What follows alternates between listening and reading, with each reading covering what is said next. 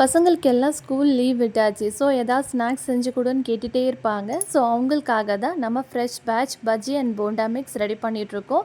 இதில் யூஸ் பண்ணுற கடலை மாவு, அரிசி மாவு, சில்லி பவுடர், பெருங்காயம் இது எல்லாமே நம்ம வீட்லேயே ஃப்ரெஷ்ஷாக ஹோம்மேடாகவே ரெடி பண்ணி தான் அதை யூஸ் பண்ணுறோம்.